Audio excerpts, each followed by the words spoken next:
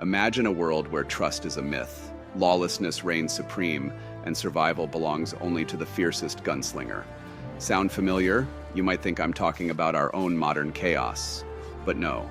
This is the spirit of the Wild West, a raw, brutal era captured not just in films or dog-eared novels, but crystallized in the dusty, often overlooked classic, Gun, the 2005 video game that galloped into uncharted territory long before Red Dead Redemption took the reins.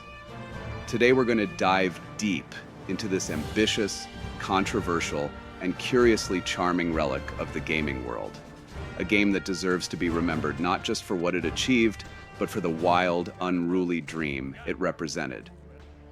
By the mid-2000s, Neversoft Entertainment, the studio best known for the Tony Hawk's Pro Skater juggernaut, was itching for something new. After perfecting the art of the virtual kickflip, the team felt confined by skate parks and soundtracks. They wanted a new frontier, something raw, something lawless. Thus was born Gun, a third-person shooter that aimed to lasso the Wild West itself and bring it screaming into the world of interactive storytelling. Partnering with Activision, Neversoft set their sights on something few dared to attempt. An open-world Western, gritty and violent, cinematic and playable. At the time, Westerns in gaming were virtually extinct. The genre felt mythological, an old sheriff's badge tucked away in a drawer. Games like Sunset Riders and Outlaws had carved small niches in the 90s, but nothing had captured the sweeping landscapes, moral ambiguity, and violent poetry of the Wild West. Neversoft wanted to change that, and while Gun was far from perfect, it stood as a remarkable, even visionary blueprint for what open-world games could eventually become. Before we can romanticize the open plains and standoffs at high noon, we need to talk about the more uncomfortable aspects of Gun, its portrayal of race, gender, and frontier society. Racial stereotypes.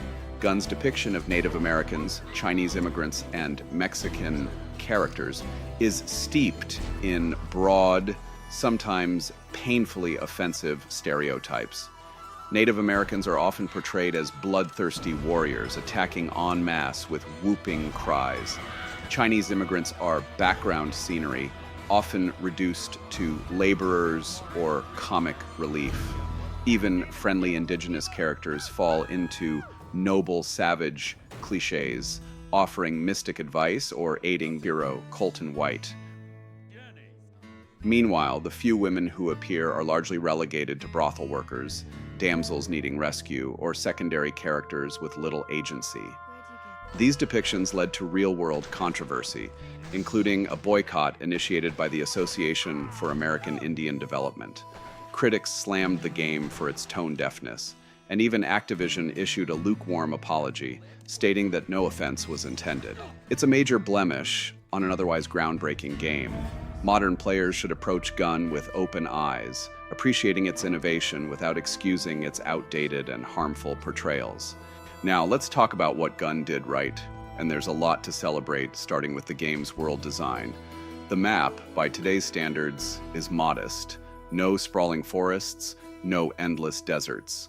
But every inch of Gun's frontier feels handcrafted, dense with personality, and dripping with atmosphere.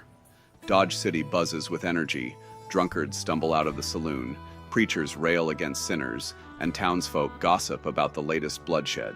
Venture out into the wilderness, and you'll find eerie ghost towns, burned-out homesteads, and abandoned gold mines that hint at long-forgotten tragedies. The world evolves as the story progresses. Towns are attacked, new characters appear, and landscapes subtly shift. You feel the consequences of your actions rippling across the world, even if the technology of the time limited just how dynamic those changes could be. There's a compact beauty to it. Gun doesn't waste your time with endless empty space. Instead, it crams its world with stories, secrets, and style. Variety was the spice of Gun's gameplay, but the seasoning wasn't always applied evenly. The standout side quest is the Native American hunter's storyline. Here you're tasked with tracking and killing legendary beasts, dire wolves, ghostly buffalo, even an enormous grizzly. These hunts are tense and atmospheric, requiring you to use stealth, skill, and patience. No flashy HUD markers, no hand-holding. Just you, your bow, and the open wilds. It's the kind of immersive, emergent gameplay that modern survival games strive for. Other side activities, like Pony Express missions and bounty hunts, are more formulaic. They're quick rides from point A to point B, or shootouts that blur together over time. Capturing bounties alive was an intriguing idea, but poorly executed. There's no prolonged transportation or risk of jailbreaks. You simply knock the target down and the mission ends. It hints at deeper systems that would only truly come to life years later in games like Red Dead Redemption 2. Still, for 2005, Gun's breadth of side content was ambitious, planting seeds for the deeper systems we expect from open-world games today. Money flows easily in Gun. Gun down outlaws, rob stagecoaches, complete missions. Before long, you're sitting on a dragon's hoard of cash. Problem is, there's almost nothing worth buying. You can upgrade your weapons, purchase health boosts for your horse, and that's about it. No flashy outfits, no better horses, no real estate, no lifestyle improvements that let you flaunt your success. Gambling at poker tables offers a minor diversion, but it's a shallow one. Winning thousands at the poker tables feels hollow when there's nothing meaningful to spend it on. In retrospect, this shallow economy feels like a missed opportunity. Imagine if Gun had included ranch ownership, or the ability to build a posse or customize your own town. Systems that would later become staples of open-world westerns. The foundation was there. The structure just hadn't been built yet. If there's one area where Gun still shines bright as a prairie sunset, it's combat. The shooting mechanics are snappy and visceral. Firing a revolver feels meaty and impactful. Lever-action rifles pop with satisfying cracks. Dynamite tosses send bodies flying in a way that's cartoonish but deeply entertaining. The quick draw system, essentially a bullet time mode, lets you fan your revolvers with cinematic flair, taking down enemies in stylish slow motion. It's simple, it's exaggerated, and it feels amazing.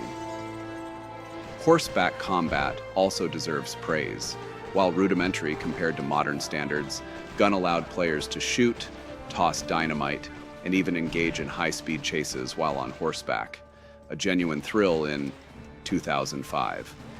But then, the game ends.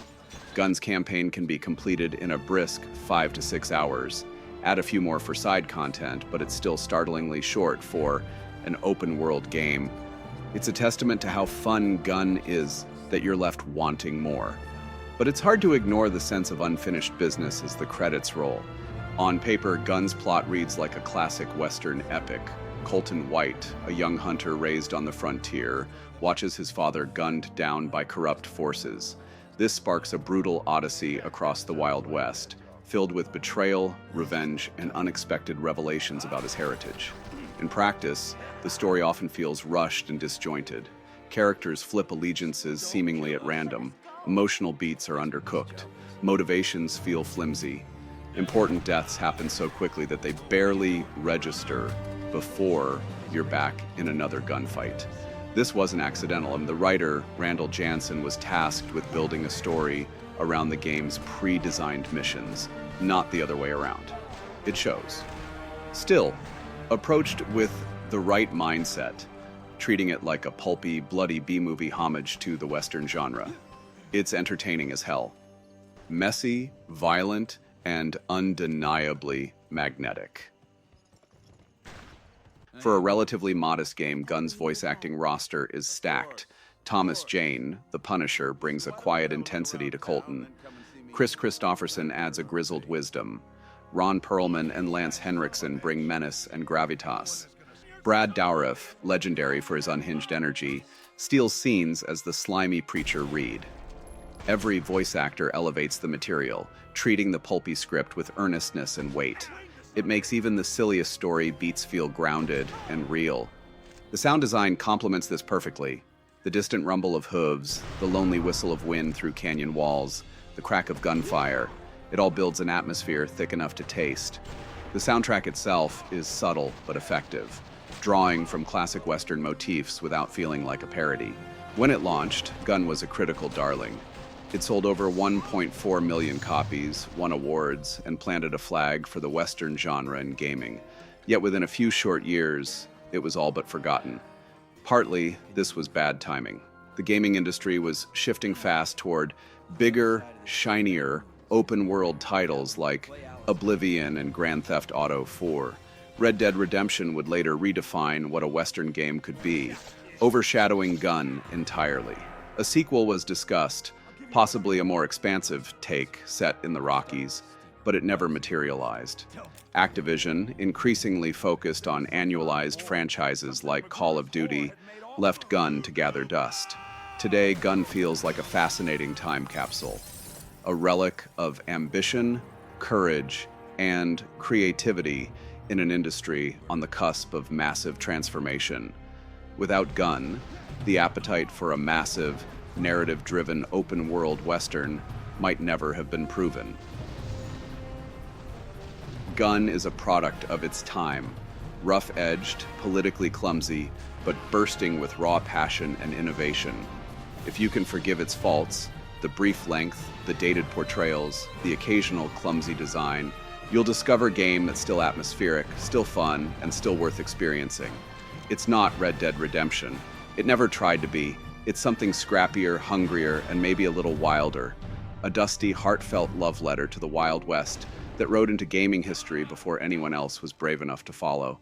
Have you tried this game before? Let me know your thoughts in the comments. Thanks for watching. Don't forget to like the video and subscribe for more.